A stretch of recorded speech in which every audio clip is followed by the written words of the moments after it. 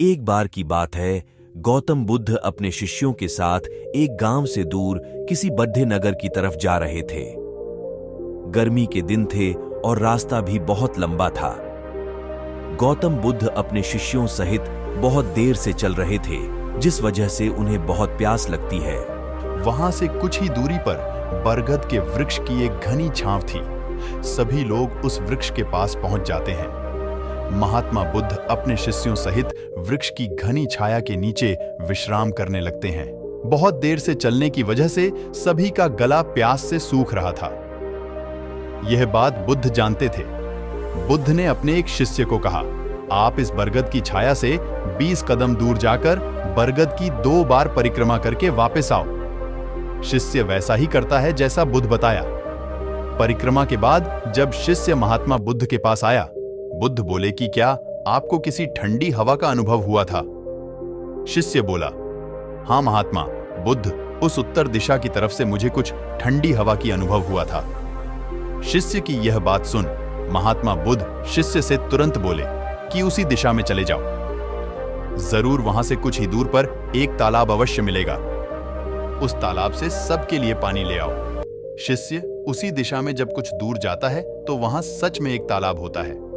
तालाब देख शिष्य बहुत प्रसन्न होता है और तालाब के निकट जाकर जैसे ही तालाब से पानी भरने वाला होता है, तभी शिष्य की नजर वहां दूर तालाब में कपड़े धो रही कुछ स्त्रियों पर जाती है कि यह पानी तो गंदा हो गया है। लेकिन जब शिष्य ध्यान से तालाब के पानी को देखते हैं कि अभी भी तालाब का कुछ पानी साफ है, इतने में 2 बैल गाढ़ी जोर से तालाब के किनारे से होती हुई निकल जाती है।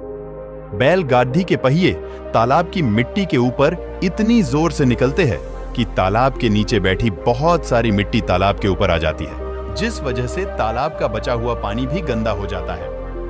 यह देख शिष्य बिना पानी लिए क्रोध में महात्मा बुद्ध के पास वापस चला जाता है। शिष्य बड़े ही निराशा भाव से महात्मा बुद्ध को सब बात बताता है। शिष्य की बातें सुन सभी शिष्य बोलते हैं कि हमें तुरंत यहां से निकलना चाहिए, किसी दूसरी जगह पानी की खोज करनी चाहिए, वरना प्यास के मारे जान निकाल जाएगी। इधर महात्मा बुद्ध सभी को शांत होने के लिए कहते हैं और बोलते हैं कि धीरज रखो, कुछ देर यही बैठो, उचित समय आने तक संयम बनाए रखो। सभी महात्मा बुद्ध की बात सुनकर शांत हो जाते हैं और वहीं बैठ जाते हैं। कुछ समय बीत जाने के बाद महात्मा बुद्ध फिर से अपने शिष्य को उसी तालाब से पानी लाने के लिए कहते हैं। शिष्य बिना कोई सवाल किए उसी तालाब से पानी लेने के लिए फिर से चला जाता है। तालाब की हालत देख शिष्य को यकीन नहीं होता। तालाब का पानी पूरी तरह से साफ होता है। यह देख शिष्य बहुत खुश होता है और पानी भरकर महात्मा बुद्ध के पास जाता है। सभी पानी पीकर अपनी प्यास बुझते हैं। लेकिन अभी भी सबके मन में ये एक सवाल था कि आखिर यह चमत्कार हुआ कैसे? तालाब का सब पानी तो गंदा था। उन्हें लगा कि जरूर ये बुद्ध की शक्ति है। इनमें एक शिष्य ने यह सवाल महात्मा बुद्ध से पूछ ही लिया कि यह चमत्कार आपने कैसे किया?